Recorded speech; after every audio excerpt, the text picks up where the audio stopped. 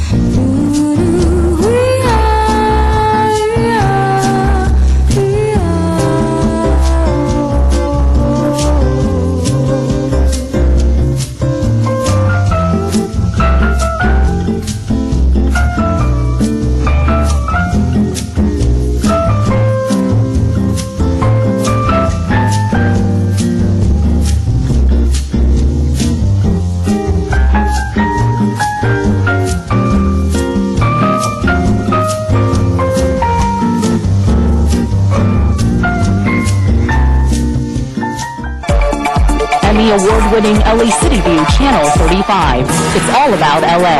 In LA this week, travelers can expect tighter security at LAX and other U.S. airports. Thanks for joining us. I'm Ellen Chang. LA Update is the nation's first daily newscast on a municipal station. Hello, I'm Ellen Chang with your LA Update. Here's what's making news in the city on this Friday. Last month, the city's Animal Cruelty Task Force seized 17 fighting dogs. Talk shows that talk the talk. Welcome to LA Roundtable. Welcome to Council Week in Review. I'm Mary Grady for the Los Angeles Police Department. Hi, I'm Brett Pomerantz, and welcome to the Neighborhood Cafe. With over a dozen original series programs for city departments. Luckily, they diffused it. There were something like 25 squad cars there. Award-winning PSAs. Pull to the right! Save it, buddy. The ball call.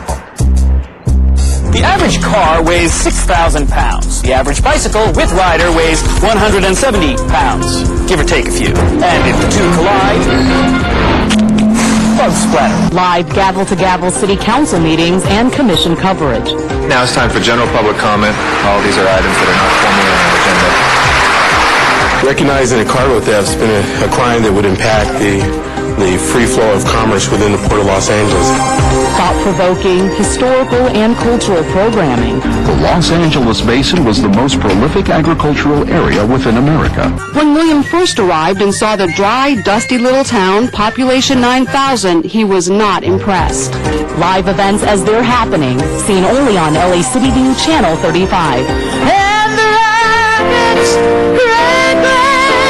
you can see the dignitaries are arriving from 43 countries, and we see the Secretary of State, Warren Christopher.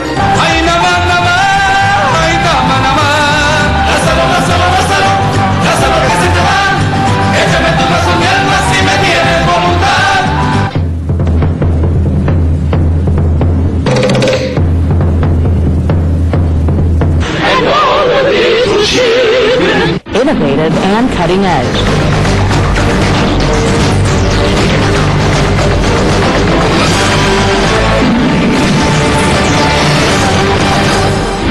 Welcome to your LAFD in action. Hello, everyone, and welcome to CityWorks. The EAD is also making it possible for agencies such as the park rangers and others to purchase bicycles to use in some patrol operations. My name is Jeanette Bolden. I am the women's head track and field coach at UCLA. Shows with impact that will affect your life. Hanging with the homies, slinging drugs, doing time. LA City View Channel 35. Your city, your channel.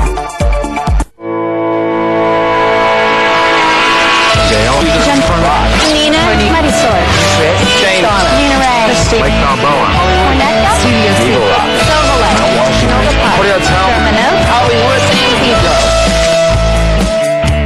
Pedro. We had the great shakeout, something that was a dream of a few people that we've worked with for many years on earthquake preparedness that, quite frankly, was an impossible dream in some people's minds, but turned out to be the biggest success in American history. I'm Mark Benthian, Director for Communication, Education, and Outreach for the Southern California Earthquake Center at USC. The Southern California Earthquake Center brings together scientists to really understand earthquakes in Southern California and around the world, and it's my job to take that information and communicate it to the public, to decision makers, to anyone who needs to improve their safety for earthquakes.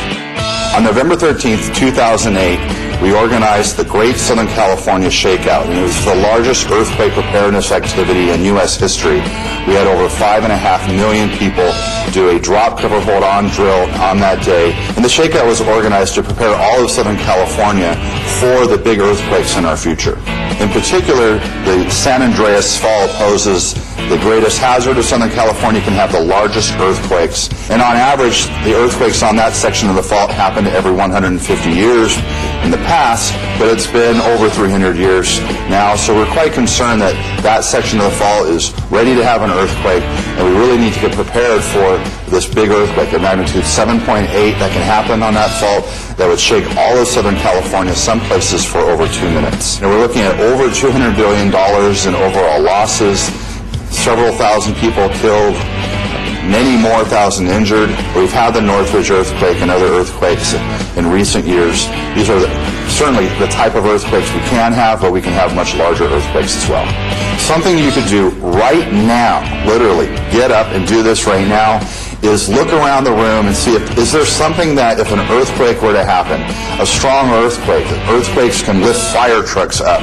So the level of shaking that can happen there, would something in the room be thrown across the room or fall over and hurt you or your loved ones? Take that object, move it to a lower location, take that bookshelf, move it so it's not going to fall right where you're at. Do something to protect yourself. Then make a list of what might fall over in your home.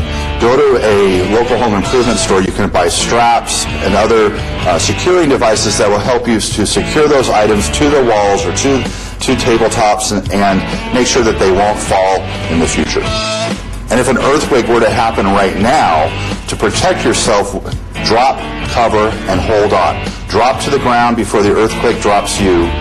Take cover under a table or desk or something, or cover your head. If you're under something, hold on to it so that if it moves, you move with it. I grew up in San Diego, and I went to UCLA. My major was applied geophysics. I studied earthquakes, and then I've been at USC in our education and outreach program at the Southern California Earthquake Center since 1996, basically doing my dream job. You know, when you work in earthquakes, Los Angeles is really the place to be, you know, and it's not just because earthquakes happen here and that, you know, we have all the faults that Los Angeles has.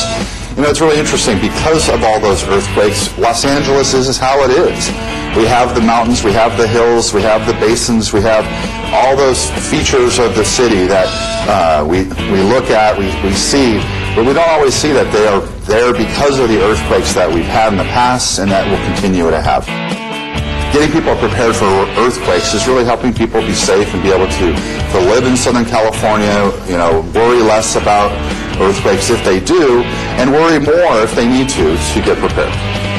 LA is a city on the edge, and it's on the edge of the plate boundary between two big plates of the Earth's crust. They're rubbing against each other along the San Andreas Fault, and we really are seeing that people are, you know, on the edge and on the verge of really taking it seriously to get prepared, to take the responsibility, because no one else is going to come in and save us here. It's really going to be up to us when the earthquake happens to be on our own for a couple days, and we need to get prepared for that. I'm Mark Benthian, and I'm a face of LA.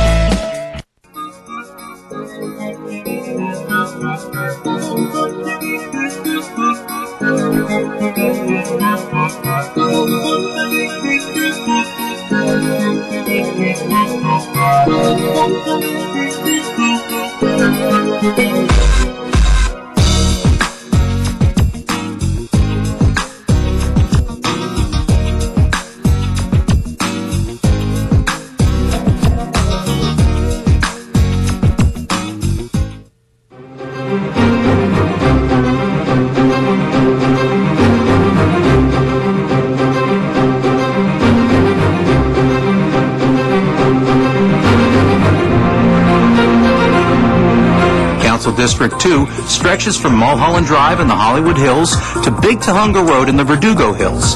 Communities in this district include Valley Village, Lakeview Terrace, North Hollywood, Sherman Oaks, Studio City, Sunland, Tahunga, and Van Nuys. And only residents in Council District 2 may vote for this seat.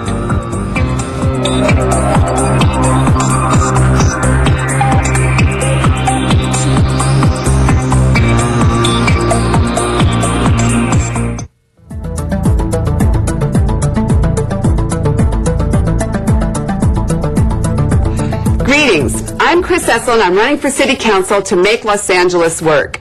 I live in Studio City, and I grew up in the San Fernando Valley. I'm a graduate of Valley Public Schools, and I attended Cal State Northridge. My father worked in the district his entire career at Ohio Casualty Insurance Company, and I bought my first home in this district. I started working full-time at the bottom rung of the accounting department of a small entertainment company. I got my college degree in business, and 20 years later I was a senior vice president for community affairs at Paramount Pictures. I loved my job because it afforded me the opportunity to serve my city. I have served as a community redevelopment commissioner appointed by Mayor Bradley, an airport commissioner, and I was chair of the California Film Commission for 9 years. I've been successful in those roles because I have a background in finance and managing big budgets. I have a background in land use and planning. I have a background in coalition building. And I have been a successful business leader as well as a neighborhood activist. I know how the business world thinks, and I know how city government operates. Now, I'm running for city council because I can make Los Angeles work. I'm deeply concerned about the state of affairs in the city and the budget crisis in particular. I believe, as someone with government and private sector experience, that I can have a positive impact on how the city does business. I'm committed to operating as an effective, pragmatic, and independent leader. I'm coming to council to do the job right, and I'll be free to make the right decisions because I'm not looking for a long political career, and I won't be running for higher office. I have the endorsements of City Controller Wendy Gruhl, as well as Janice Hahn, Jan Perry, Sheila Kuehl, and Fran Pavley. That's important because it's troubling that a city like Los Angeles only has 2 women serving on its council. I have the support of business leaders such as former Mayor Richard Reardon, and the support of environmental leaders like Ed Begley Jr.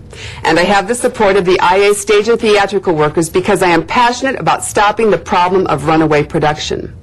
In terms of my agenda, I will fight to create a climate that encourages investment and job growth, something I know a lot about, something I've accomplished everywhere I have worked.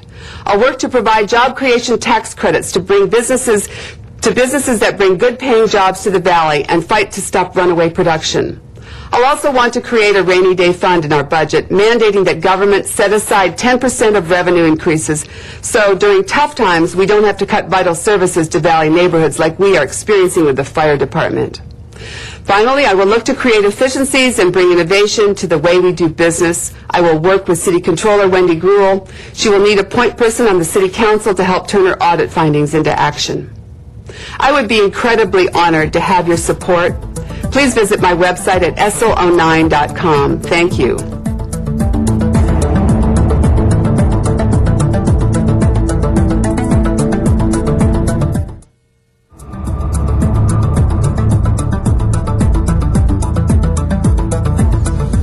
Hi, I'm Paul Krikorian, and I'm running to be your voice for change on the City Council. City Hall should be a place where your needs are met, not a place that only rushes to give special treatment to insiders. Right now, it seems like City Hall can always find money to subsidize big developers or downtown corporations, but they can't seem to find the money to keep our fire stations open. We need leadership that focuses on the priorities of the people of this city, and this election gives us a real opportunity to start turning things around. I have a proven record of success in solving big problems, fighting for the people's concerns, and creating positive change. I'm proud of the reputation I've earned for listening carefully to the people I represent and serving their needs effectively. For the last 3 years, my staff and I have gone door to door talking to over 3,000 families in the Valley with just one goal: to listen. It's a simple idea that we don't see often enough in government. We ask our neighbors about their concerns, and then we work effectively to solve their problems. I have the independence and the experience we need to bring positive change to City Hall. Anybody can make promises in a campaign, but I actually have a proven record of success in fighting for what matters to Valley families. I've actually had to make the hard decisions in tough budget times, and I know how to cut wasteful spending. It's time we stop the special interest giveaways. City Hall shouldn't be the ATM of the insiders. I have a track record of saving jobs and getting Valley residents back to work. I authored a small business tax cut to encourage more hiring. I wrote the first incentive to bring good film and TV production jobs back to LA, and it's working. I led the effort to turn around the Burbank School District and make it the great success that it is today. We all know LA schools are in crisis, and I'm ready to start turning them around too. I've always stood up against the special interests and fought the tough fights against the kind of overdevelopment that's ruining our neighborhoods and our quality of life. As your council member, I'll insist that development decisions are based on local neighborhood needs and preserve the character of our communities. Most important, I have a proven record of putting public safety first. I'm proud to be endorsed by our city's heroic firefighters, by Sheriff Baca, and by the largest police organization in California. There's a lot about City Hall that's broken right now, but I believe that we, the people, can fix it if we work together and if we have the courage to make some tough decisions. Now, I'm not the candidate that the insiders want. They're going to spend lots of special interest money to attack me and to stop me from bringing the change we need to City Hall. Don't let them get away with it. If you have questions, call me. When you see their mudslinging, consider who's paying for it. And most important, don't let them take your voice away from you. My name is Paul Krikorian, and I'd be honored to have your vote on December 8th.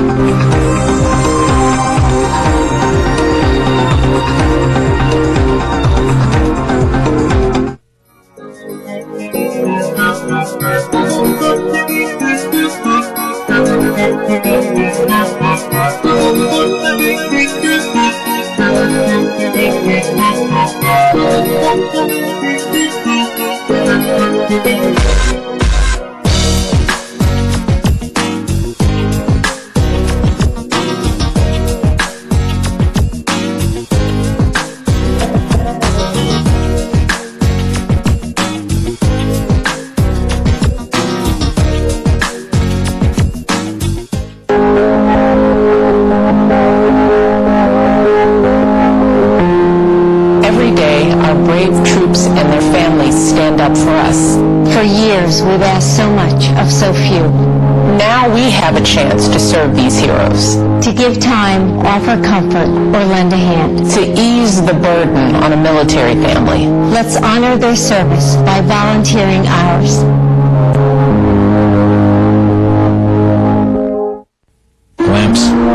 Lamps. Power screwdriver. Power screwdriver. To replace streetlights anywhere in the city of Los Angeles, call Operation Bright Lights today.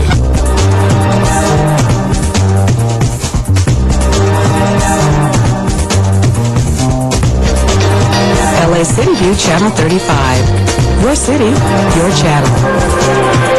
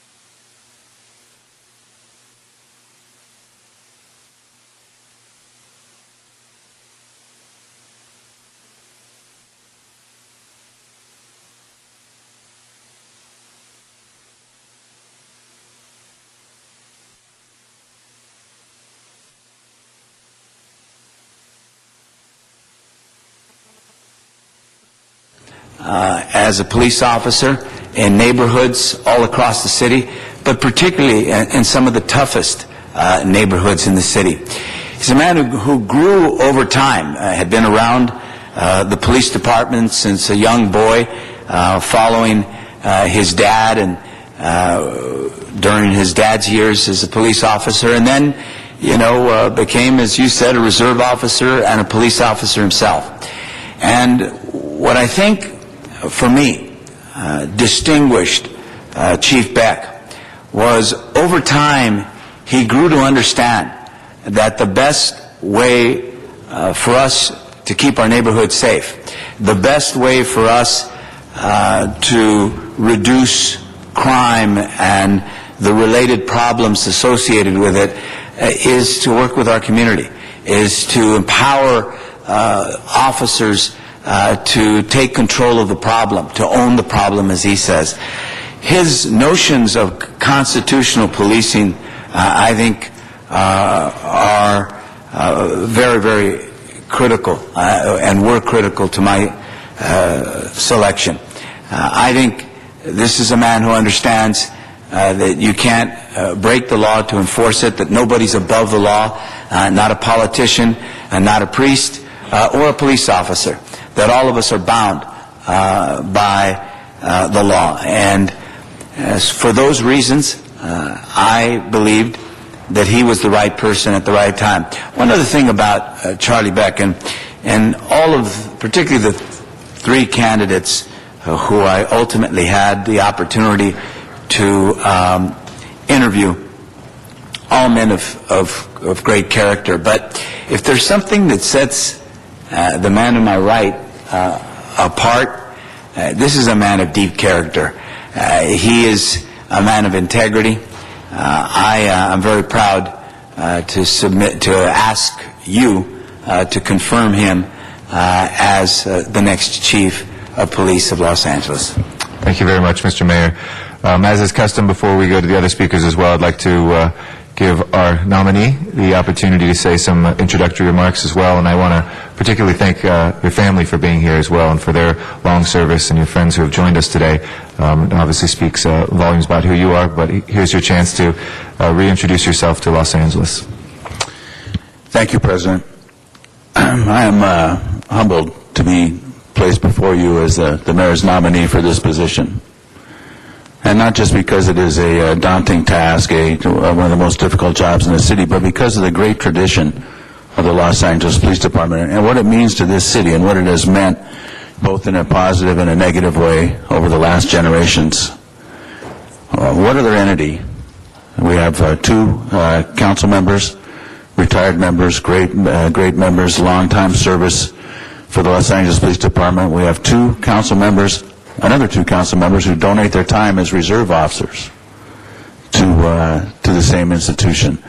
This is an institution that permeates the very fabric of the city of Los Angeles, and there is so much good that can be done by it, but there can also be so many difficulties caused by inappropriate police response. And I think that's where I'll start my comments, is is that the number one thing, and really when you get down to it, the number 2, 3, and 4 things is constitutional policing. The mayor said it very well. You cannot break the law to enforce the law. The police department, in order to gain public confidence, in order to gain public support, in order to be able to police a city of 4 million people with only 9,963 officers, you have to have support of the community. And that comes from respect and from fairness and from adherence to the law on both sides. So the police department's number one priority has been and will be to police this city according to the Constitution, according to the law, and in the spirit of the consent decree. We will not waver from that. Second, we must be effective. In order for policing to work in the city, the police department must be viewed as being effective. For the most sure deterrent to crime is surety of capture. And surety of capture can only be conveyed by the police department that's viewed as effective. Councilman Smith talked about the DNA piece. Hugely important to effective policing. Good detectives, well-trained police officers who understand their roles and understand how they fit into the criminal justice system are imperative. So we will do those things. We will continue to make the police department more and more effective. You have seen us deliver to you crime declines over the past 8 years. Currently, this year, the baseline by which you will judge me, we're down almost 20% in homicides. We may have the first year in modern history where the city of Los Angeles dips below 300 homicides. For a city of 4 million, with the landmass that we cover, that's an amazing statistic. And I know that the members of my family and in the council and in council chambers here, other members of the department well remember the years when we were well over 1,000. So we're making tremendous progress, but we have to view where we are now as the floor. We can be better. We will be better. We will be more effective. Third, we have to keep the city safe from terrorism. Over the last 7 years, a little longer than that, since 9/11, the city of Los Angeles has been largely unmarred by terrorist acts. Now, that can either be looked at as happenstance or it can be looked at as preventative measures. And I think that we have to look at it as something that the police department and this council and this city has to do as a whole in order to achieve the results that we want. Counterterrorism is everybody's job. Everybody has to be involved, from the neighborhood watch to the baker to the grocer to the police officer. Everybody has to be involved, and we will continue to push programs forward that allow that. The iWatch program, the We Tip, the hotlines, the text-to-tip messaging. Information has to flow to your police department so that we can keep this city safe from terrorism. And then lastly, we must continue to make this police department strong. The reason that we receive so much support right now is because we police this city right. We police this city in a manner that solves problems and not just addresses isolated incidents. And that's because this council and my mayor have made this police department strong, have added to the number, and have allowed us to engage in a style of policing which is much different than when this police department was at 1/3 of this strength. When I was a young police officer and we had 6,500 police officers, we literally went from call to call to call, not fixing problems because we weren't able to. We were too small. We were ineffective. That's wrong on a number of levels. First, it's not what the city deserves. Second of all, it makes your police officers feel like they are just a cog in the wheel, that they have no ability to determine the fate of this city. And I don't believe in that. I believe your police department can not only make this city safe, can not only make this city enjoy crime reductions, but can also be the glue that holds the city together. And so that's what I've taken away from the last 7 years, is that as an institution, we're not only a law enforcement institution, but we are an institution that brings society together. And that's the true strength of the LAPD. And that's the measure that I want you to hold me to, because I intend to continue the successes of these last 7 years and bring them even deeper into the organization. And I really appreciate the opportunity to address this council.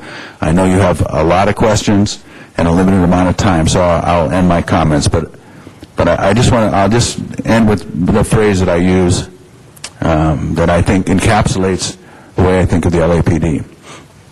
And that's that cops count, character counts, do the right thing, and you can be the difference.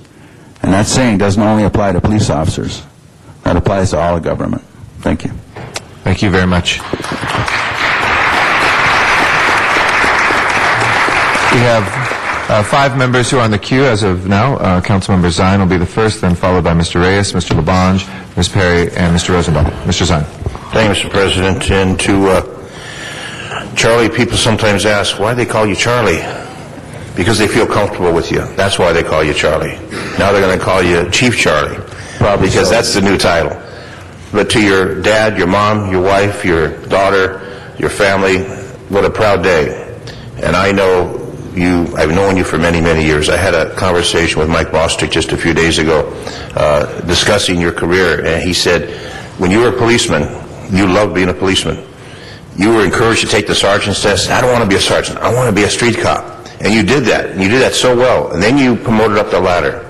In a process where you really learned the streets of Los Angeles and the people of Los Angeles. And when I look at this chamber, there's no one here protesting. Normally, you'd see people protesting against the wishes of the mayor. And the mayor, I know, God bless you, you went through this process, deliberative process. You had meetings with a lot of people. You wanted to make sure you made the right selection. And the other 2 candidates were wonderful people, the ones that were announced. And one of them is here, Jimmy McDonald, who is the first assistant chief.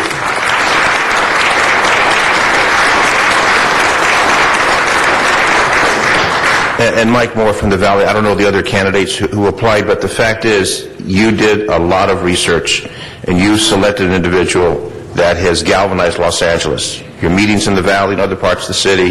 But when I look at your dad and your mom and your family, staunchly behind you. When I look at what you've done in your career, and when people say you come in the LAPD as a police officer and you work the streets and you work the promotional and then you rise to that level of chief of police, and all the oral interviews you've taken, all the exams you've taken, all the hours you've spent studying, where your family is saying, are you done studying so we can go out to dinner? And you're studying for that promotional process. And now that final day, when you are going to be named the Chief of Police of the City of Los Angeles, a proud day, the 55th Chief of Police.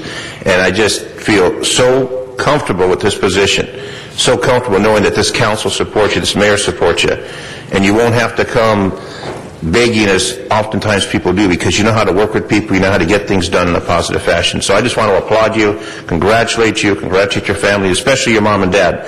What a proud day for mom and dad, who saw you graduate from the academy, and here seeing you named the Chief of Police of the City of Los Angeles. A proud day for the family, a proud day for Los Angeles, and a proud day for me as a retired member of the department and a reserve officer to welcome you as the Chief of Police of the City of Los Angeles. God bless you and your family, and many, many happy years ahead for you. You can do 10 years, and I hope that you do the whole 10 years, because we need to keep consistency, we need to keep that leadership, we need to keep Los Angeles moving forward. So, again, congratulations to you. Thank you, sir. Thank you, Councilmember Zine. Councilmember Reyes is our next speaker. Mr. Reyes. Thank you, Council President. Go ahead, Mr. Reyes. If we can ask anyone with an outburst to be please removed from chambers. Thank you. Yeah, Dennis, there is one protester. All right. Well, Mayor, I'd like to thank you for your choice. I'd like to thank the family for allowing us this opportunity to work with the future Chief Beck. I've had the opportunity, colleagues, to work with Charlie when he was a captain. And we did enter a time where then Chief Brand made MacArthur Park one of the priorities. And at that time, we had already put in about a good 12 years of working with organizations and trying to identify a social infrastructure, people who live there, who were essentially surviving in a very, very tough area. When Captain Beck came on board, we talked about how we speak to that parent, that business owner, the stakeholders, the teachers, and how we gather support from the business people, and looking at the whole array of constituents who make up the park. But more importantly, it was about understanding the needs of individuals and persons. The senior lead officers and those frontline officers were out there trying to raise funds, looking to see how we can bring in resources that were non-traditional. I think that's the first time we brought the horses into MacArthur Park, using bikes, introduced the lights, the cameras, and it was a multi-layered approach to a very complicated problem. So that's the microcosm for what could happen to the city. That's what the city needs. But more now than ever, and Chief, I'd like to ask you this question. You keep speaking to this number, this level of police force that we need to reach and sustain. Simultaneously, we have cutbacks and very key services in our libraries and our parks. How do you see the officers expanding the role, if that is the direction you take, in defining community-based policing? Do we start folding in those other functions? Do they address them? What are your thoughts on that process? Because that will be the pressure we receive. There will be advocates saying, why close the libraries? Why close the parks? Why do we continue to walk as if we are a city with only a big stick? And I don't agree with that philosophy, and I don't think we're going to go there, but I'd just like for you to perhaps comment on that assertion. Well, Councilman, of course, you're right, and you know, I appreciate the credit you give me for Rampart and MacArthur Park, but you are a huge piece of that, and you know that, so I thank you for that. But your question, and it's an extremely important question, because I realize that we are the biggest piece of the city's budget, and that we are an extremely expensive institution, and that our constant search for growth to improve public safety causes a drain on other city departments. I understand that. Two things that I would ask you to consider. One is that public safety has to be the number one priority of government, that without public safety the other pieces can't work. So I think that's an important piece to realize. The other piece is this, is that in my view of law enforcement, we are the glue and the transition piece that allows other forms of city department to function. That we are the connectivity. You know, there's no other city department that does a variety of services that we do. I have senior leads out here that pull couches out of alleys and replace lights and do whatever else it takes to make this city safer. They'll paint out graffiti. They'll trim back shrubbery. They'll do whatever it takes. And because of that, I think that you have to look at us as a department that not only performs its essential function, but also allows other departments to function and then takes up the slack when they're unable to. Well, Chief Baker, I look forward to working with you. You have my support. I ask you these tough questions because people will categorize it as a love fest. I really think that you have been vetted through the years of your experience, through the strong base and foundation that your parents and your family have established, and I think we will be in good hands in the city in the next few years. So thank you so much, sir. Thank you, sir. Thank you, Mr. Reyes. Our next speaker will be Councilmember Laban, to be followed by Councilmembers Perry, Rosendahl, Hahn, Alarcon, Cardenas, Huizar, and Parks. Thank you, Mr. President and Mr. Mayor. Charlie Beck, congratulations, Chief Charlie Beck. This is the city, Los Angeles, California. Now you have this great opportunity to lead. And I think all your experience, your family, your wonderful parents, your wife, everybody, your daughter, and the LAPD family right behind in those rows of people standing on the sides, it makes a difference. You never know when you get to the plate, but once you get to the plate, now it's your turn to score for Los Angeles and the police department and carry on the efforts. Just a few things that I just want to mention to you. If I can just pause you mid-sentence for a second. I want to thank the mayor for his introductory comments. I know he'll be back in a little bit, but thank you very much, Mr. Mayor. Go ahead, Mr. LaBonge.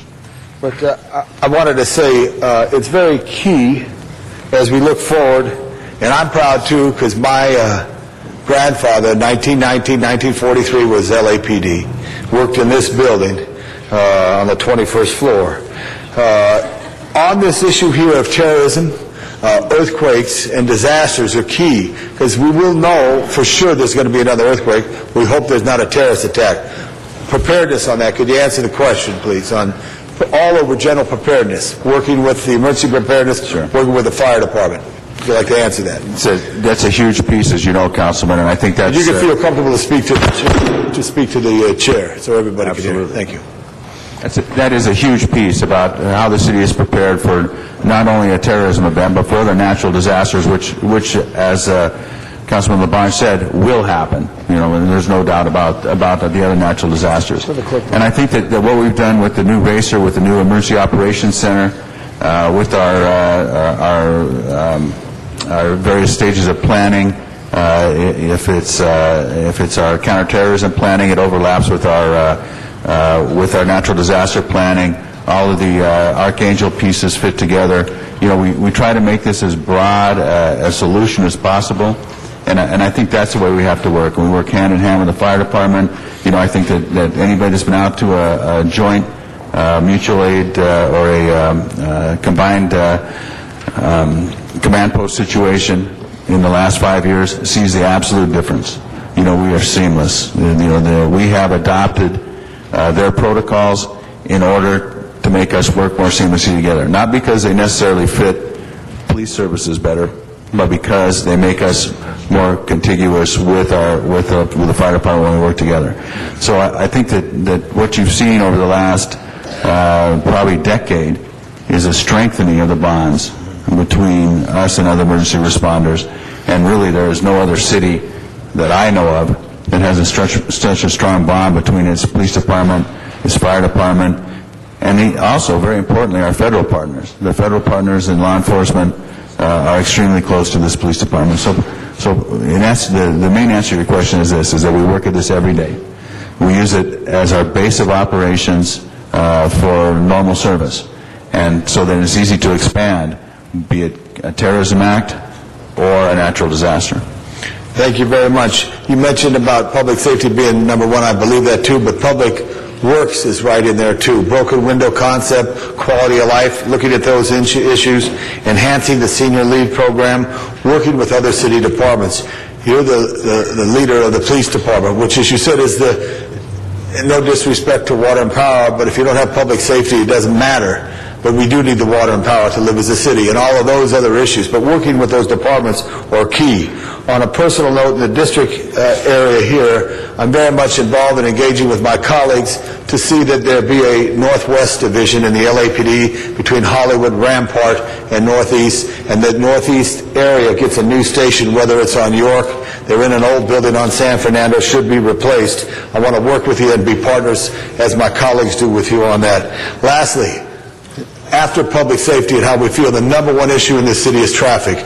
Please address traffic, because I often do instant polls, and I won't do one here today, but if you ask people if they've been a victim of crime, there's a small number, but anyone who's affected by crime, it's a horrible number. But at the same time, we're impacted by traffic where the quality of life now is causing rage. Could you address traffic and some concepts? Because I know, because you're native born here, Bell Gardens High? Huh? Mayfair High School. Mayfair High School. I'm sorry. I apologize there. I made a mistake. All right. Okay. I'm sorry there, Chief. Send me to the jail for that one. But you know how impact traffic is from living here, from when you were a teenager and cruising Hollywood Boulevard, right? Give us a little 411 on traffic. It was Whittier Boulevard. Whittier Boulevard. All right. Good job. All right. That's it. Let's hear it for Willie G. If you can address traffic. The Councilman Reyes knows where I was. Yeah. Okay. But no, traffic is a huge issue. It is one of the number one priorities of the Los Angeles Police Department. We not only have to make our traffic division strong, we have to recognize that certain parts of the city suffer much worse than others for traffic, and so we have to deploy appropriately. You know, one of my bottom line philosophies is that policing one size does not fit all. Every community needs something different, and we have to address those needs. Many communities, some of yours, need more attention on traffic. So we will closely look at deployment. I will closely work with our Chief of Operations to make sure that areas where traffic is a primary concern, and there's a lot of them in this city, and as the city becomes safer, that will evolve into a bigger and bigger issue because the police department will be looked to, okay, you've done this, now what's next? So this is an important issue to me. It is something that I will work closely with not only our traffic commands with, but also our general commands, and push forward. Good. Thank you very much, Chief. Congratulations. Thank you very much. Colleagues, just in interest of making sure we have even and equal time, and this is what we've done for the previous members who have spoken, I'm just going to run the clock at 5 minutes per speaker period, including the answers, and that's what we've been averaging just to make sure with the funeral that's upcoming and stuff that we can make sure that we hit that on time. Our next speaker is Ms. Perry. Thank you, Mr. President, and not Deputy Chief, Charlie, but I have to stop that after today, all right, soon to be Chief Beck. I have enjoyed working with you in South Bureau and in Central Division, which you know encompasses the Skid Row community, and I just wanted you to put some of your thoughts on the record about the Safer Cities initiative and the impact that it's had on the community, and your thoughts about the future of that. Absolutely, and I thank you for the opportunity to speak on that because Safer Cities in the downtown area is very, very close to my heart. I like to take credit as one of the people that began Safer Cities in the central core of Los Angeles. I think that it is absolutely important to the health of this city that we have a vibrant downtown. First of all, it gives casts a glow on the rest of the city. I think when people think of downtown and they think of a blight-ridden community, it damages all of Los Angeles. It hurts our ability to attract business. It hurts our ability to attract residents, and it hurts our ability as a city to attract commerce. So I think it's hugely important. I will continue Safer Cities. I think that one of the things we have to look at is our collaborators. I would like to do a better job of bringing the county in on this piece, and I know this is close to your heart, so maybe we can work together and get some leverage. Yeah. But a lot of the issues that have gone unaddressed in Skid Row are not issues that the City of Los Angeles has direct purview over. So we need to expand this discussion, and we have in the past. This is not a new idea, but I truly appreciate what other entities can bring to this issue. So we need to cast our net a little wider. We need to drag them in willingly, of course, and make sure that we address not only the criminal piece of Skid Row, but also the human piece, also the county services piece, and the city services that are available. Thank you. Ms. Perry, you still have, are you okay, Ms. Perry? Yes, I'm done. You good? Okay. Mr. Rosendahl. Yes, thank you. If I could you introduce us to your lovely family here, please? Well, thank you, Councilman. Thank you for the opportunity. First, my dad, George Beck, retired LAPD, came on the force came on the police department in June of 1950 after serving in World War II in a B-29 for 35 missions. My mom, Elma Beck. All right. My mom is a retired RN and school teacher for Buffalo Unified School District, where she taught 5th grade. And one of my primary email jobs when I was in the process, I got tons of emails from her former students wanting to know how Mrs. Beck, they really didn't care about me, but they want to know how Mrs. Beck. My daughter, Megan Beck. Okay, great. Megan is a student at Cal State Fullerton, lives with us. And my wife, Cindy Beck. Right. Cindy is also a former nurse, but she is most notably a retired LA County Sheriff's Deputy. She was the Sheriff's Department's first female narcotics canine handler, and served very honorably there, and had to be retired when she broke her femur at work. So she is a horsewoman, and she keeps me very busy keeping up with her at home. Then my sister, our philosophy in the Beck family is there's always going to be a Megan Beck, but so this is the original Megan Beck, but she's now married to my brother-in-law John, Megan, and so she's Megan McElroy. And Megan was a Los Angeles police department detective for many years. She retired from advice, and Megan and I actually worked with Lieutenant Fred Booker on the end there in the department's first internal affairs surveillance unit, and Megan is probably one of the best undercover detectives that I've ever seen. Very, very, very talented. Her husband, John McElroy. John works for Mitsubishi. He's an attorney. He went to UCLA, unlike anybody else in the family. but we like him anyway. We love him anyway. And he's seated next to two of my longtime friends who are both on the police department, Captain Kevin McCarthy and Lieutenant Fred Booker. Well, thank you for that. And in the back, just my cousin, Lori Bostic, and her husband, Mike Bostic. All right. Lori and Mike, also former employees of the Los Angeles Police Department. Mike retired as an assistant chief, and Lori retired as a police officer and worked for me for many years in a number of commands, and they're both great people. Did I miss any other relatives? No, that's it. That's all I brought. Well, thank you. Thank you for that, and thank you all very much for sharing him with our great city, and we're very grateful for that opportunity. Thank you for the opportunity, sir. I appreciate that. Well, I must say that the process was a great process. The three final candidates were greatly received by all of us. The early stages of the police commission going out to the community, asking us what kind of person would fit the bill, and then the process they went through, the three that went to the mayor, and you coming here, shows that the process was first class, top of the line. I enjoyed last week when you came to my district. We had hundreds of people from all over the place, and the common comment afterwards was a man of integrity, a man that listens. He looks honest. He looks like somebody I can trust. There was a lot of good feeling just by your body language and the way you interacted and the way you moved. Let's face it, that's all we can really go on at this point. Your 32 years is an impressive record. We're thrilled to bring somebody from inside the organization. I love your philosophy of bottoms up. Let's get it right down into the nuts and bolts of police operations and give it that kind of support. Having been a senior lead officer, you know how valuable that is. So we're delighted that you're here. We're delighted that you stepped to the plate, and I'm sure my colleagues and I all look forward to confirming you today. Thank you very much. Thank you, sir. Thank you.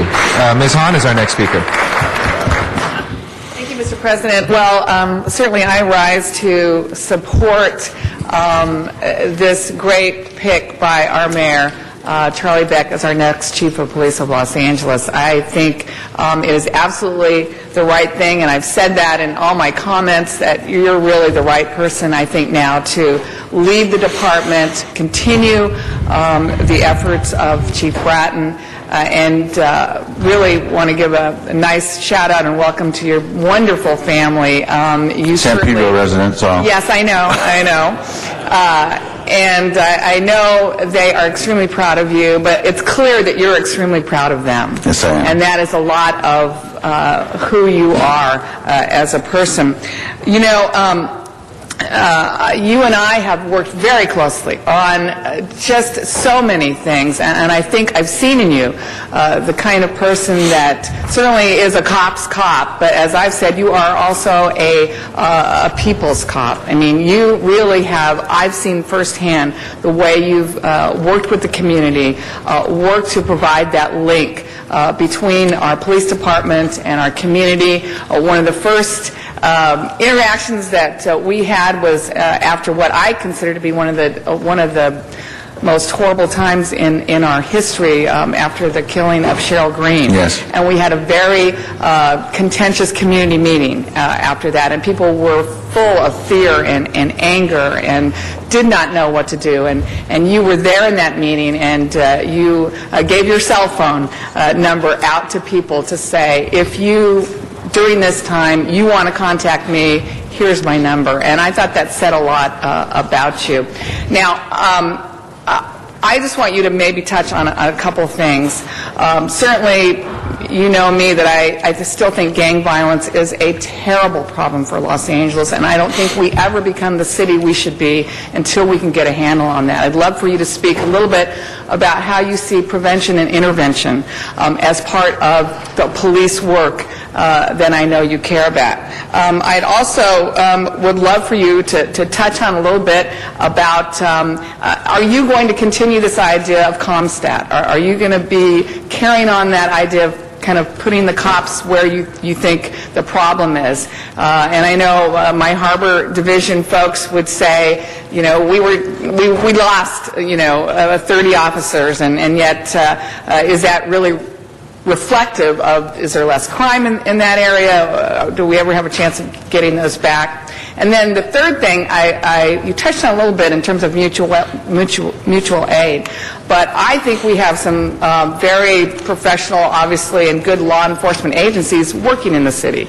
I would say the LAX police are certainly just a great agency. The Port Police, as you know, down in the harbor area are on the front lines every day in terms of terrorism. And then, of course, we have the school police. How do you see LAPD working with those agencies as we move forward? So if you could just maybe talk on that, and that probably will be my 5 minutes. But Charlie, I am so proud of you, and I am so proud of the mayor for picking you, and I think you are going to be such a fine leader of this department as we move forward to continue the accomplishments that have been made in the last few years.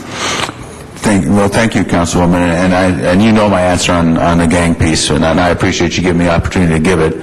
You know, I have to recognize Councilmember Hahn for the Watts Gang Task Force, where I not only got to participate in prevention and intervention, but I got to learn about it. And a lot of, I pride myself on being able to learn as an adult. I think that's really important. And I learned a lot from the Watts Gang Task Force, and I think we learned a lot from each other. And one of the things I learned is that suppression is certainly a part of gang prevention, but it is it's only a piece. That you have to have prevention programs to keep kids out of gangs, that you have to have intervention programs, to not only case-based intervention, and I know that Councilmember Cardenas will talk about this, but you not only have to have case-based prevention, but you have to have real-time peacemakers who stop violence as it stop the potential of violence. So those two pieces are huge. I think that one piece that the city really needs to pay attention to right now is the reentry piece, particularly as we're looking at the specter of so many parolees coming out into the general population because of the state's budget crisis. And if we don't have reentry programs for them, I know some people that do, and we do not want them to go that way. We want them to come to us. So, the four pillars of preventing gang violence, I firmly believe in them. I will continue them. I've had nothing but success using them, and I will continue to push those citywide. So that's really important. Yes.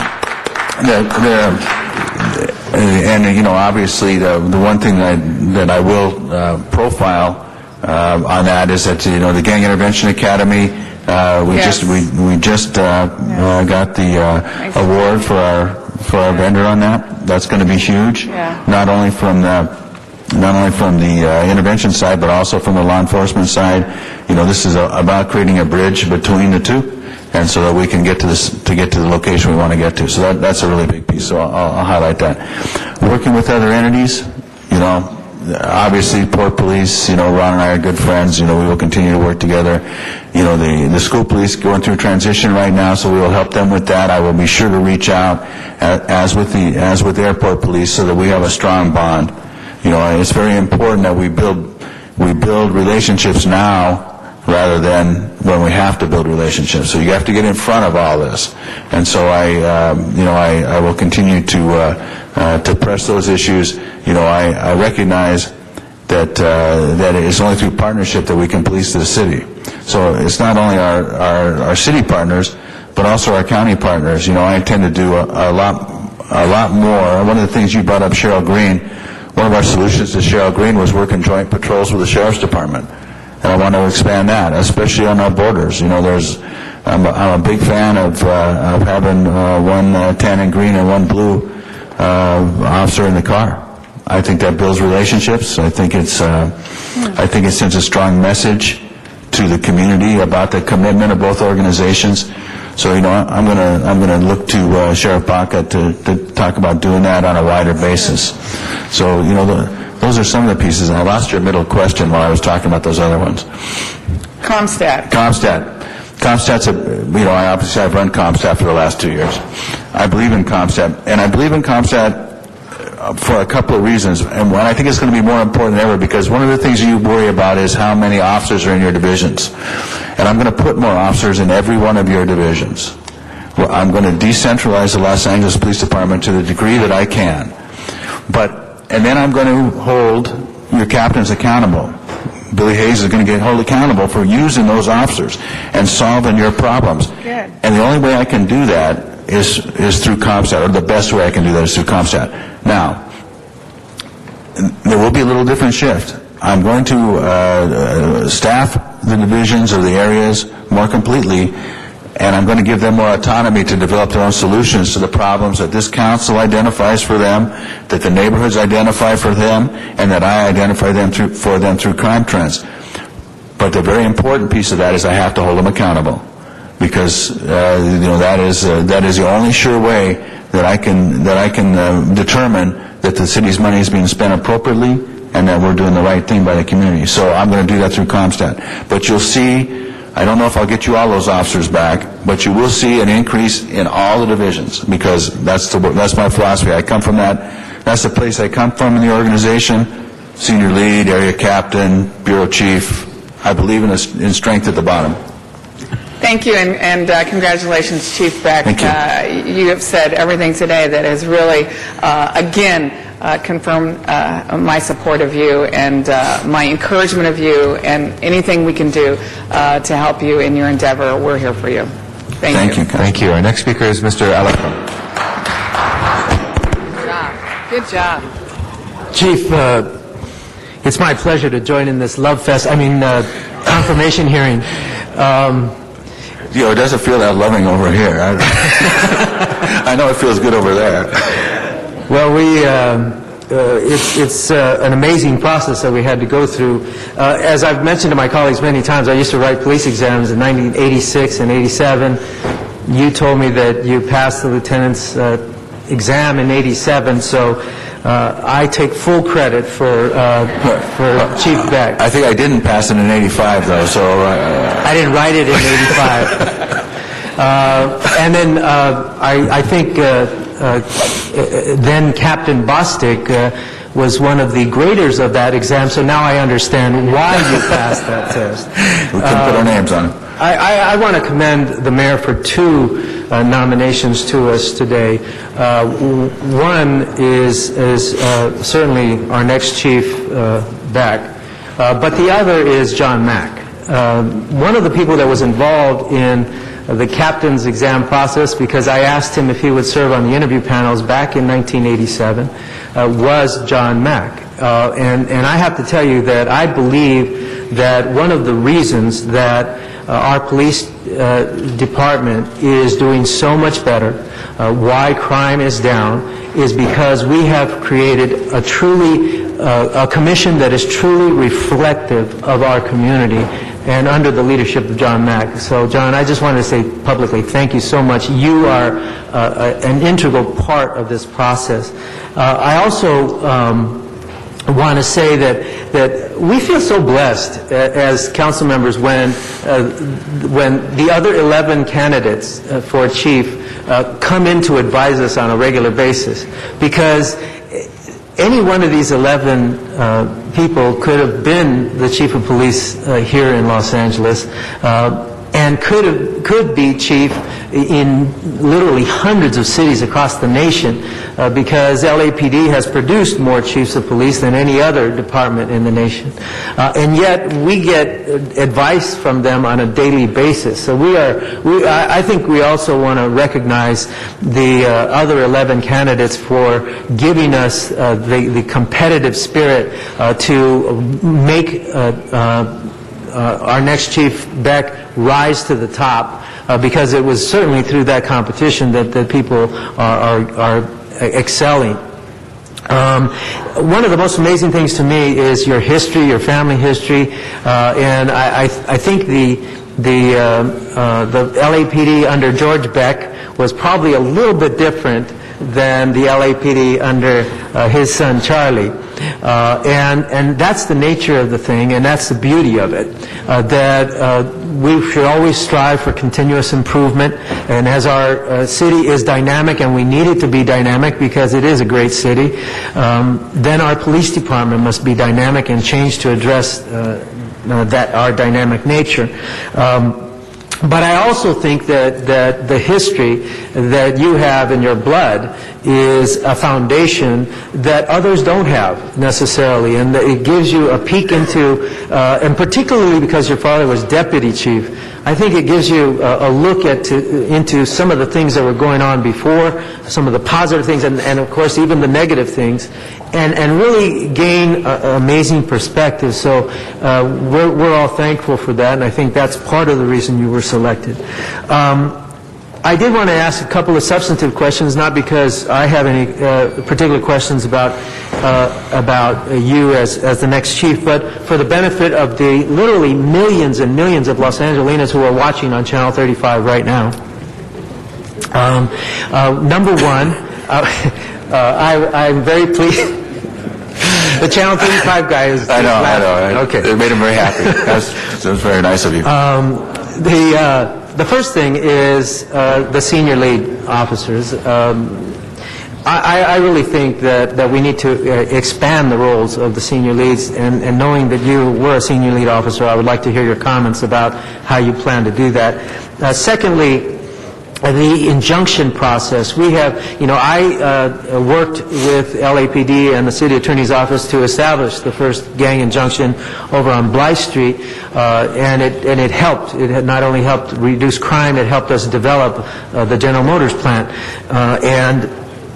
or the redevelopment, I should say. And so I would, but we need to transition beyond the injunction, and you, having been a gang officer, might have some perspective on that. I would hope to tell us how we're going to move beyond just locking down a community with an injunction into transitioning the community beyond gang violence. And so those are my two questions for you, and I'd like your response. Thank you, Councilman. And just before I respond to those questions, I have to recognize the Police Commission. One of the jobs that I had in the past was I was the lieutenant for the Police Commission in the 90s, and so I've seen a number of commissions. And the commission that you have, that serve the mayor and relate to the council, it's an amazing group of people. The depth and experience through which they understand the police department is astounding. When I discussed with them during the process, the questions they asked were not only difficult, but were right on point for where the city needs to go. So you're very, very well served, and I appreciate you recognizing them. Senior leads. Senior leads are at the very core of my philosophy about what works in policing. So my goal will be to empower the senior leads through additional resources at the divisional level to fix problems. And one of the things that I will do is I'm not only going to meet with all the area captains to ensure they understand my philosophy that give you resources, you identify not just crime trends, but area problems, the source of crime trends. And everybody in this council knows what I'm talking about. When you have the broken windows piece, the abandoned park, the unattended properties, all the things that create crime have to be addressed, and that's the police department's job, to identify those places, work with other members of the city family or the county family to address those issues, and the primary point on that is the senior lead officer. So I'm going to empower them and resource them so they can do their job better. One of the things that I did at Rampart, and actually two of my senior leads from Rampart are here, is that when I took on the MacArthur Park issue, as Councilman Reyes well knows, I put two senior leads in there, because that's how big a problem it was. And sometimes you have to do that. Sometimes you have to address issues at the appropriate level. You can't, one size does not fit all. Every problem is not the same. So that's extremely important. So I think that that is at the core of my philosophy. Injunctions. And I was a gang officer for many years, and I've been a gang sergeant, gang lieutenant, been very involved in detectives and the injunction piece. And injunctions are very effective when used appropriately. But just as effective as an injunction is at preventing crime, it can also be a restorative piece. You know, it can, if used appropriately, it can restore lives. You know, the process through which a person gets out of a gang injunction, through which a person is removed by the court from a gang injunction, needs to be very deliberate, something that is very well spelled out, that leads to an improved condition in the life of the individual. You know, I think that we have underutilized this piece, because for a number of years, the injunctions has been very difficult to get out of. It was a life sentence virtually, and you can't look at it that way. Otherwise, there's no improvement. There's no incentive for somebody to do better, for somebody to improve their lot in life through outreach. So I think that one of the things that I will continue to do is work with the city attorney on that process, so that we can ensure that the injunction works on both ends, that it works on the front end and also on the back end.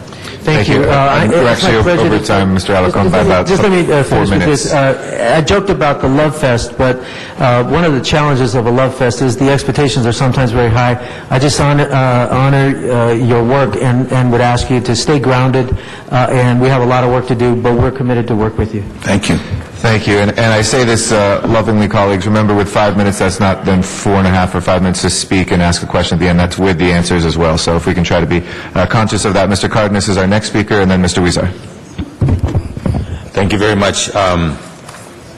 Congratulations on your nomination, Chief Beck, and also you and I have worked a lot on gang matters and reporting to the ad hoc committee, and with you being the point person for some time, you're extremely knowledgeable. It really makes me feel really good to hear a chief talk in such detail about the matters of the issues that face us with our youth, and the fact that we do need to strengthen reentry, and there are components that we need to strengthen in the city. But one of the things that I want to take the opportunity to ask you, I've asked you this question many, many times, and you've been very consistent about your answer, but let me ask it again.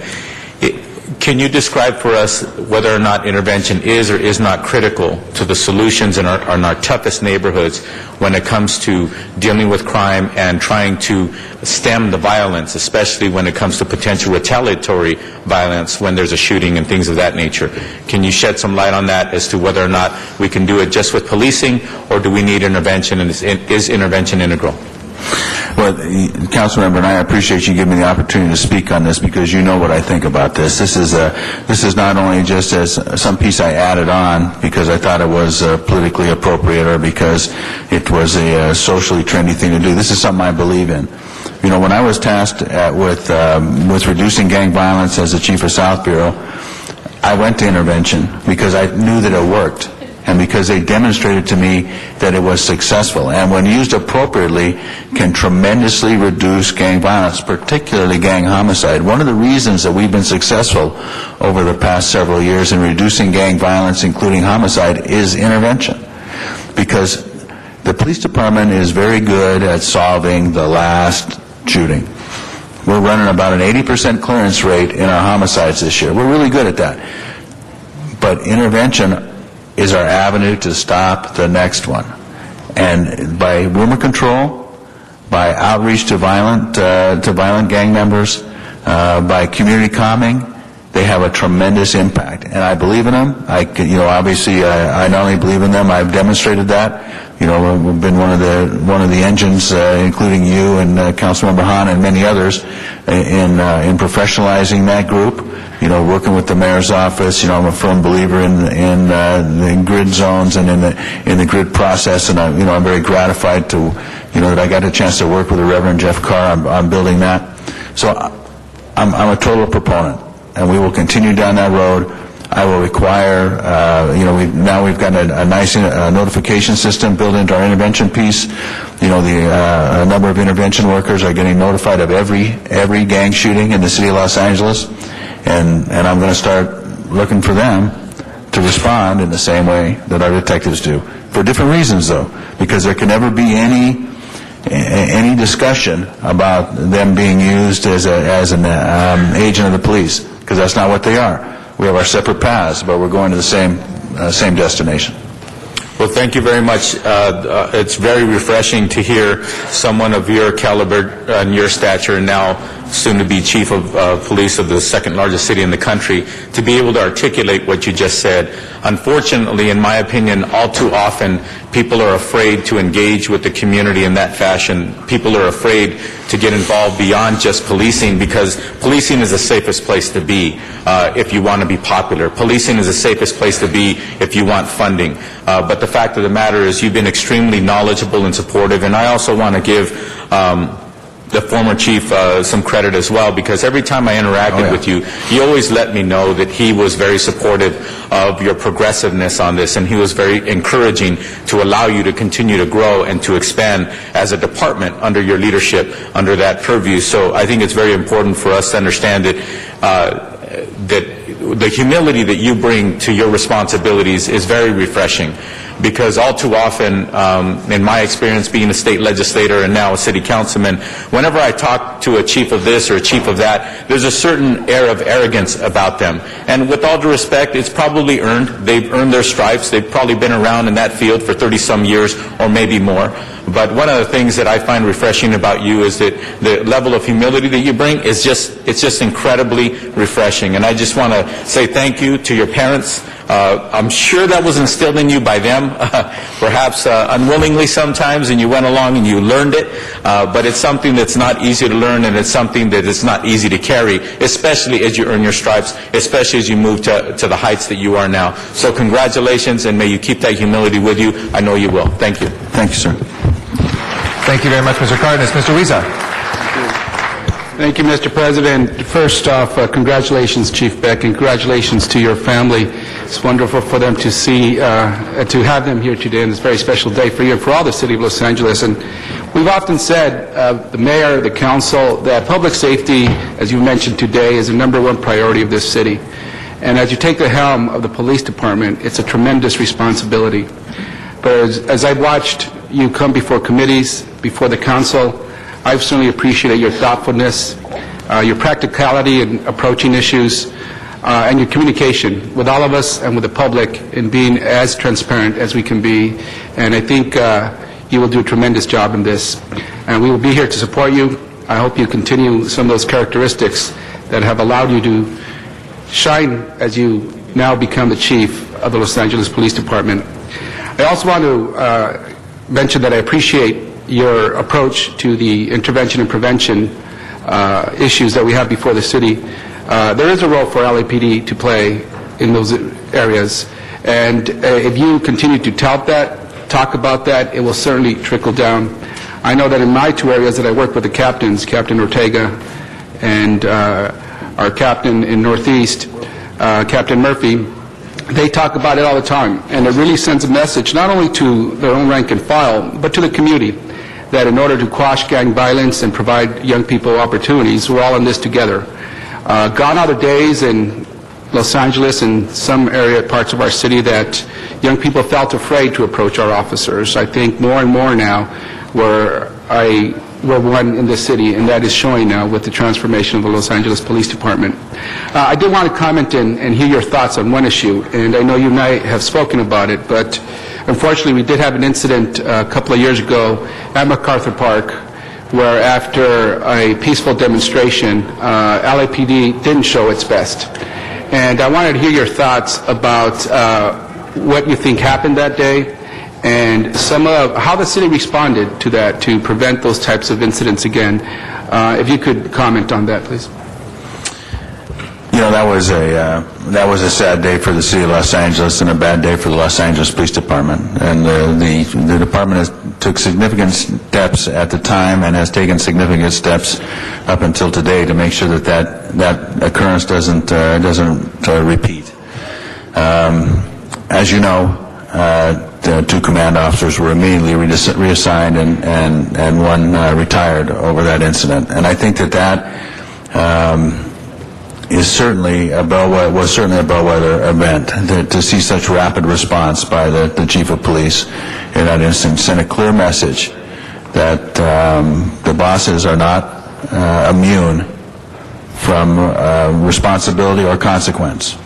And that was a huge piece. And then after that, an intense investigation followed, was public, transparent, and extremely thorough. And that's what I would purport that I will continue. But lastly, I think the most important piece was that the entire department was trained again on crowd control and on the importance of recognizing that situations change very quickly.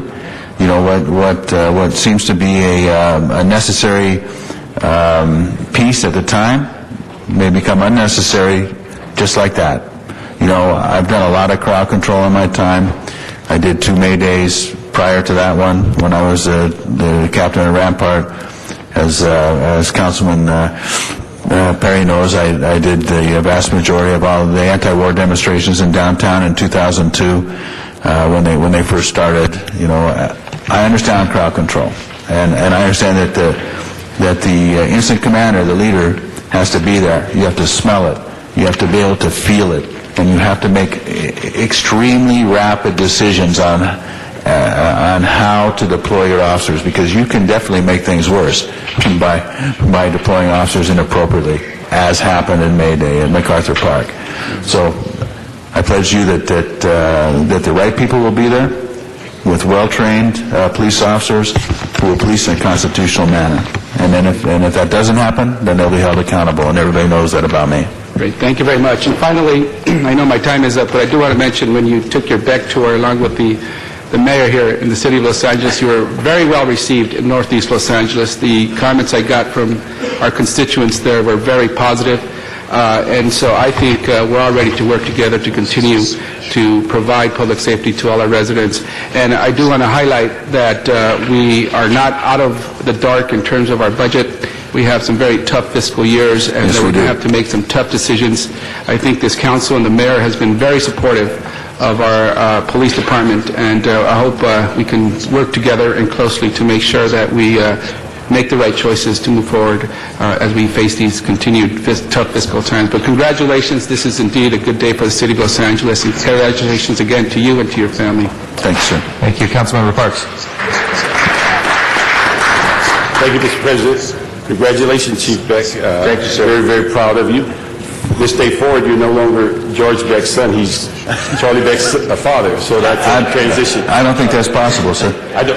You know, one of the things, I've asked you questions all your life, so I'm not going to ask you questions. But the issue is, I want to just bring in the context, is that George Beck and what he means to LAPD. In my judgment, in 40-some years on the police department, he probably was part of a golden era of chief officers that created a footprint for the city of LA. When there was no manual, when there were not all of these issues in the sense of creating a police department basically on the fly. When you think about names like George Beck, Jack Collins, Pete Nelson, Lou Spohr, those people really created the essence of LAPD. And no matter how much we change, we seem to always go back to that manual and find they've already thought about it. They put those systems in place. The only thing we've not gone back to is the 8-point hat. We've kind of done everything else, but we're just not going back to the 8-point hat or the strap across the belt. But these are things I think is important that we know why Charlie has decided as a police officer going up the ranks, how he has dealt with it in such a stable manner, is that he's following in the footsteps of somebody that was on the golden era. And again, I don't think we'll ever have in the city of LA a group of chief officers at one time that we had in that era. And I just want to congratulate George Beck for that. But I just want to say to you, just remember what got you here. Don't let people change it.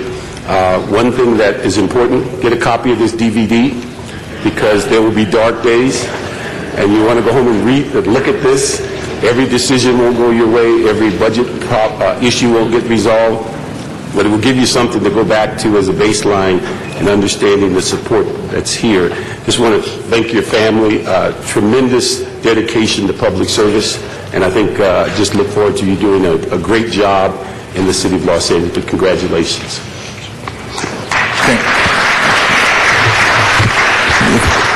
If I could just respond, Councilmember Parks, as Chief Parks, was a tremendous influence on me also. He was the individual that showed me above all others that policing was about being intelligent. It was about making an analysis and a reasoned response. And I've always respected him for that, and I will look for his guidance in the future. Next speaker will be Mr. Wesson. Thank you, Madam President and members.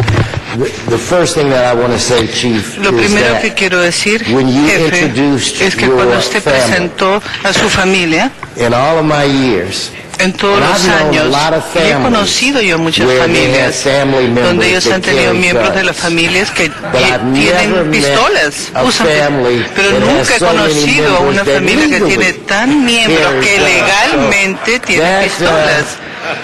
Was amazing to me. Es increíble para mí. Una cosa que le quiero garantizar es que nadie los lleva consigo mismo. Tienen el derecho a llevar pistolas o armas consigo mismo, pero no lo hacen. Gracias. Yo lo que quiero es felicitar al alcalde, que ha sido mi muy buen amigo por muchos años, pero cuando el alcalde me llamó para obtener mi punto de vista, básicamente le dije que él no estaba en una situación donde iba a perder, y quiero reiterar un punto que hizo Richard, y este fue algo muy importante, y debo recordar que a través de esta competencia usted ha prevalecido. Es que cuando yo fui entrenador, yo gané a muchos equipos, 30, 40 nada, pero recuerdo 6 victorias que estuvieron muy cerca. Para usted ha sido una muy grande. No soy una persona que está a favor de muchas palabras, de usar palabras difíciles, pero en este momento es adecuado. El día de hoy no se trata acerca de usted, sino de una ciudad. Se trata de Los Ángeles, se trata de los últimos 3 jefes de policía que han tenido diferentes facciones de la ciudad pidiendo esto, pidiendo lo otro. En este momento lo que la ciudad ha estado pidiendo es el mejor jefe que podamos obtener, y quiero yo felicitar a Jan Mack, mi amigo, hermano de fraternidad, porque él ha traído la mejor selección, y como le digo el día de hoy no es acerca de usted solamente, yo pido que un día pueda sentarme y tener la misma cara de orgullo que su padre y su madre tiene, porque esa es la alegría, es una alegría muy grande para los padres. Estas palabras de halago son casi para sus oídos, pero más importante es decirle a una madre, a un padre, decirle que ellos han hecho un trabajo fenomenal. Yo espero trabajar con usted en el futuro, y para ser honesto con usted, la única razón por la cual he hablado es porque Dennis Syme me empujó mi botón, y tan pronto como lo confirmemos, quiero que su primera acción sea arrestar a Dennis por haber apretado mi botón. Sí, y lo último, el jefe, tuve una reunión con él la semana pasada en mi oficina, y no solamente conscientemente, estoy consciente acerca del hecho que tengo un desafío vertical, pero trae a un conductor la próxima vez nosotros vamos a visitar, podría tener una regla de menos de 6 pies para no tener que ver así. Sí, usted podría tener ese compromiso. Ya, suficientemente bueno. Dennis, él empuja los botones de todos. Sí, no es fuera de lo común, es cierto, aprieta los botones de todos, señor Garcetti. Well put. Bien puesto. So, Charlie, if I may, sí, call you by your lo first siento si que lo llamo por su primer nombre una última vez aquí públicamente, pero este es un día muy bueno para nosotros. Si ustedes, colegas, piensan, y todas las personas acá en este salón, si piensan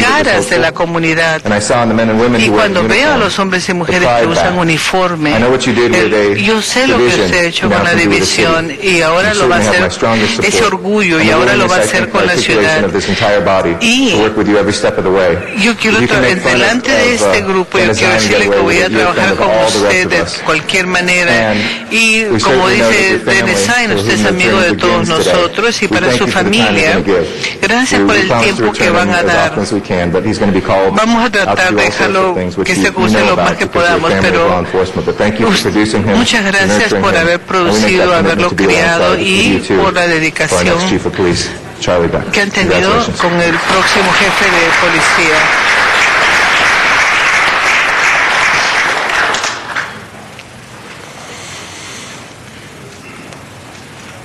Mr. Smith. Señor Smith. Madam President, and Charlie, this got to be one of the best days of your life.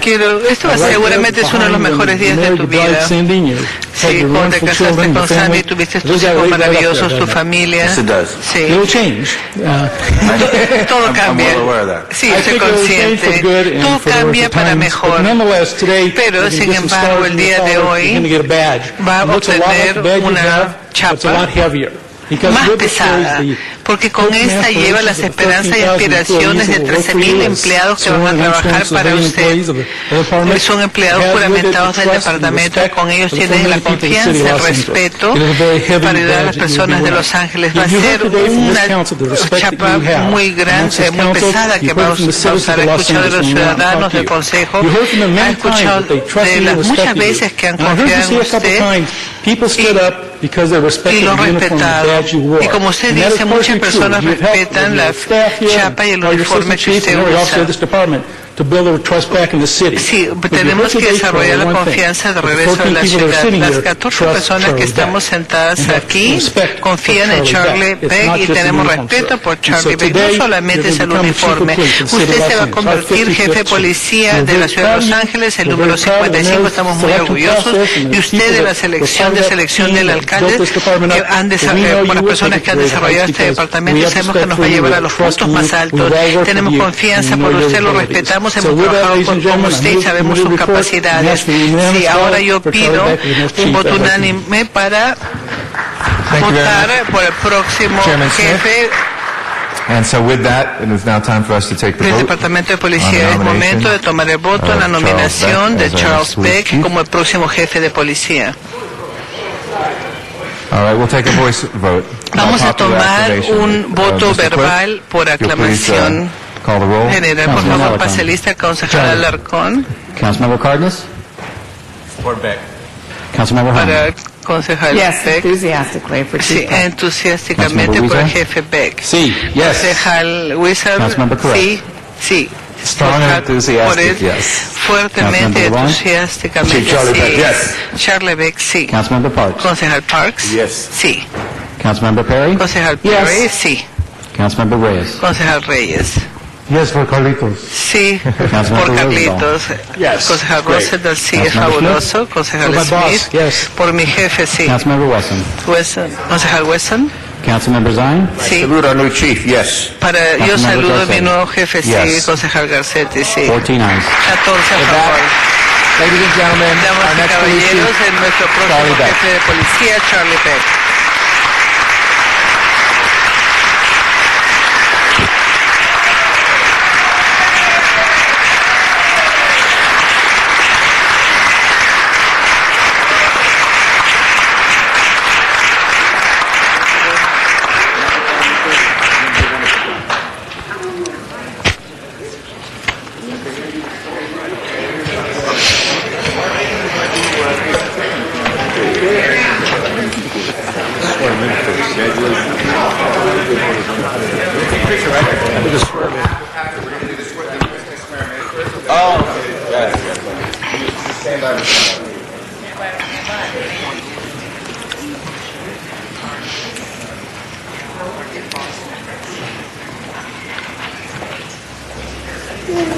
I gotta take the old one off. Take the old one off. I can do it. Yeah, I'll take the. I get it. It's probably easier. Yeah.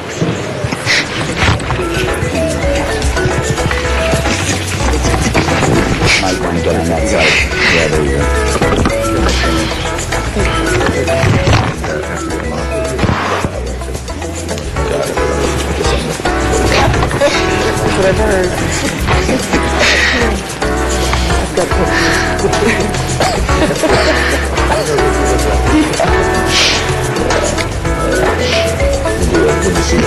We'll do one side.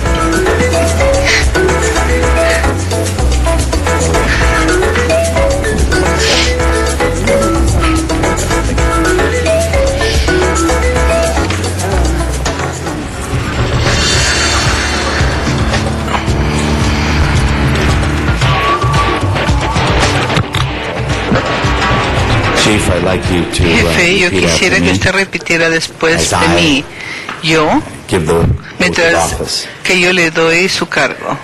I, Charles Yo, Beck, do Charles solemnly Beck, swear. solemnemente I, Charles Beck, do juro solemnly swear that I will support the que Constitution yo voy a of the apoyar la United States Constitución de los Estados Unidos Constitution of the United States and the y Constitution of the la State of Constitución California del Estado de and the Constitution of the California State of California and the Charter of the City of y el Los capítulo de Angeles, la Ciudad de Los Charter of the Ángeles, City of Los Angeles, and that I will faithfully discharge y que yo that I will voy a faithfully discharge exonerar, the duties of Chief of the voy a Los llevar a cabo Angeles los Police deberes de Department jefe according to del the best of Departamento my de Policía de Los Ángeles the duties dentro of Chief of the de Los mi Angeles mejor Police saber y Department entender. according to the duty- to the best of my ability. Congratulations. Felicitaciones.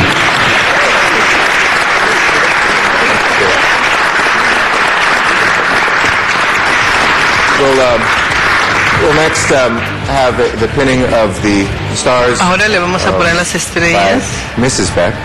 que se on las va a Chief poner Beck. la señora Beck, The four stars al jefe representing Beck. he is Las now the 4 chief of police. estrellas representan que ahora él es el jefe de policía.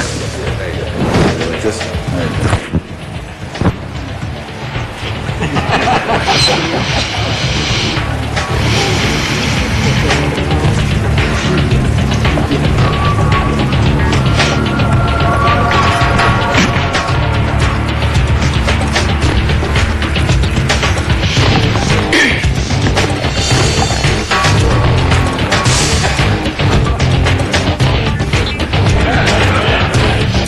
And finally, Y finalmente, on behalf of the en representación del presidente de la Comisión, John Mack, y yo y todo el Consejo de la Ciudad y el liderazgo civil del Departamento de Policía y la Ciudad, le vamos a poner su chapa de jefe de policía de Los Ángeles.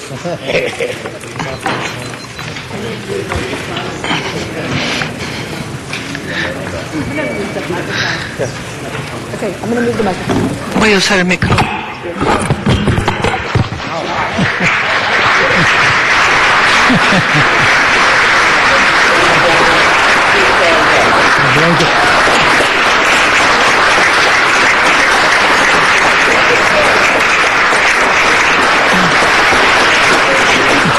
Ladies and gentlemen, the council, that will go forthwith to council. Ahora vamos a continuar con la reunión del Consejo.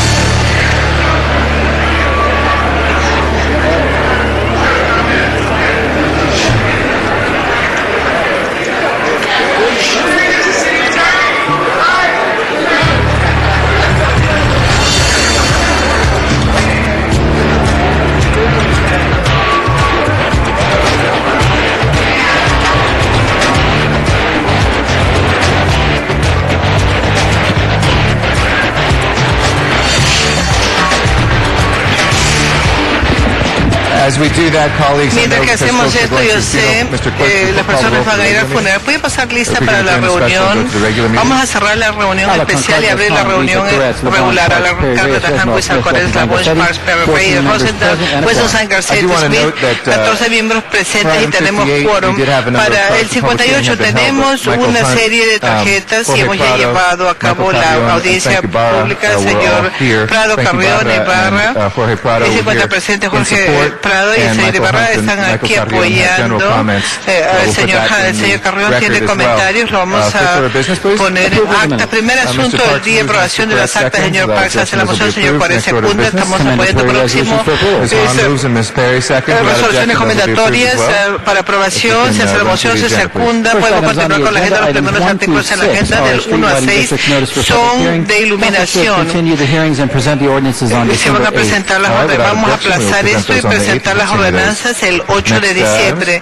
Vamos a aplazar lo próximo del 7 al 13 es ya sea embargos de seguridad. El Departamento de Construcción y Seguridad ha pedido que posterguemos los asuntos al 5 de enero del 2010. Y sin problema alguno lo vamos a aplazar a enero 10, del 14 al 30. Ya se han llevado a cabo las audiencias y han pedido que el 14 del 24 se aplace a noviembre 20. Sin objeción se van a aplazar. No se requiere acción en el 15, solamente lo que se va a adoptar en el 58. Queremos una moción sustitutiva en el 15 que ya se ha distribuido y se va a aceptar el cambio como amigable. ¿Alguno especial? Señor Parks.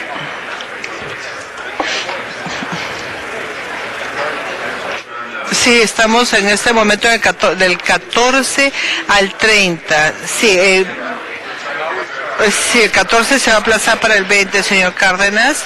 Vamos a tomar el balance. Abra la votación, cierra la votación, tabule los votos.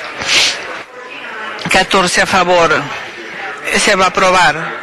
Lo siento, si podemos reconsiderar el artículo 16, si podemos abrir la votación, cerrar la votación, tabular los votos. 14 a favor. El artículo 16 tenemos un comentario público. Yo sé que la gente está muy contenta, pero si pudiera pedirle al señor que se acerque, no lo he pronunciado bien, si podemos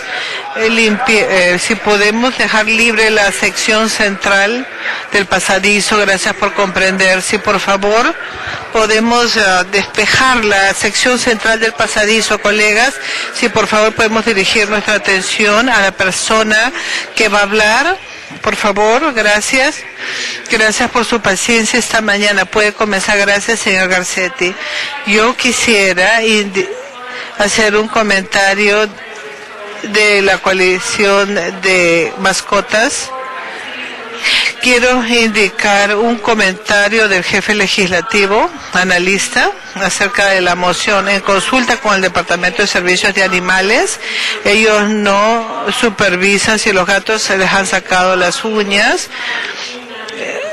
ni tampoco están viendo el control para el dolor. Este procedimiento no constituye crueldad animal. No tiene adecuados veterinarios ni personal capacitado para llevar a cabo las investigaciones. La Asociación de Veterinarios de California cree que la decisión para sacarle las uñas a los gatos debe ser hecha por los dueños en consulta con sus veterinarios. También cuando el señor Cuárez presentó un artículo similar en el 2006 en la Asamblea, el proyecto de ley no entró en vigor. Asuntos como esto es mejor dejarlos bajo la responsabilidad del Estado y de las personas individuales en consulta con su veterinario. Esto no es crueldad. Espero que el Consejo considere esto. Gracias. Vamos a cerrar la audiencia pública. La moción sustitutiva en el 16. ¿Hay alguien aquí del Consejo que quiere que los escuchemos en la segunda lectura? Si no, vamos a tomar el 16 con el balance de los artículos. No, ya aprobamos el balance. El artículo 16, si no hay ningún concejal que quiere que lo escuchemos, preparemos la votación. 14 a favor, aprobado. Vamos a mandarlo sin objeción. Próximo artículo, 31 al 56. 7 artículos que no se han llevado a cabo, no se ha llevado a cabo audiencia, 10 votos para consideración. El asunto de la iluminación se ha solicitado que se reciba y se archive, artículo 31. Señor Cárdenas, artículo 36, debemos derivarlo al Comité de IT, de Comunicaciones Tecnológicas. Señor presidente, artículo 51, han pedido que aplacemos este artículo a noviembre 19. Señor Parks, yo quisiera recibir y archivar 37. Moción para recibir y archivar 37. ¿Tenemos tarjetas? Por favor. Hay tarjetas en el 53 y en el 56. Mandaron también cartas en el 31 y en el 51 que ya se llevaron a cabo. Entonces vamos a considerar estas dos especiales. En la 37, yo pienso que Alarcón y yo nos tenemos que recusar. Sí, un momento, vamos a tomar esto por separado. Vamos a considerar la especial según la moción del señor Parks, si podemos abrir y cerrar las otras audiencias públicas. Y vamos a abrir la votación, cerrar la votación, 14 a favor, aprobadas. Y vamos a continuar, señor Alarcón, señor Cárdenas, se podría retirar, por favor. Debido a que vamos a terminar la reunión a 10:20, parece que vamos a aplazar los asuntos que tenemos tarjetas del público hasta mañana. Hay un funeral que va a asistir el Consejo esta mañana. Son estos dos artículos. Vamos a tomar la votación. Y para que se aplace hasta mañana. En el 37, si podemos abrir la votación, cerrar la votación, tabular los votos, 12 a favor, aprobado. Tenemos tiempo para 2 tarjetas de orador antes que nos vayamos. Señor Michael Hunt es el primero y luego el señor Michael Carrión. No se encuentra presente. ¿Quiere usted hablar?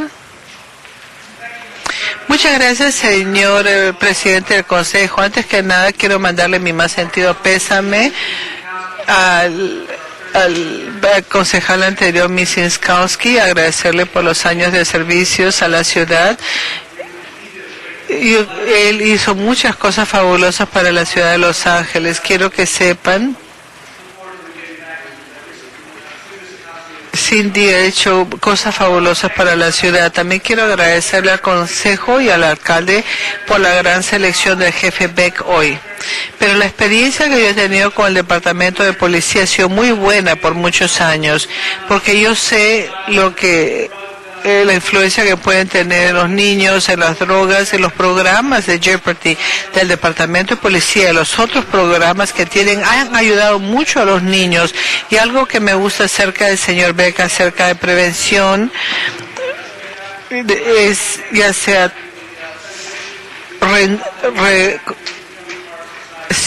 reintegración a la sociedad, porque hay muchas personas que al salir de la cárcel necesitan reintegración a la sociedad.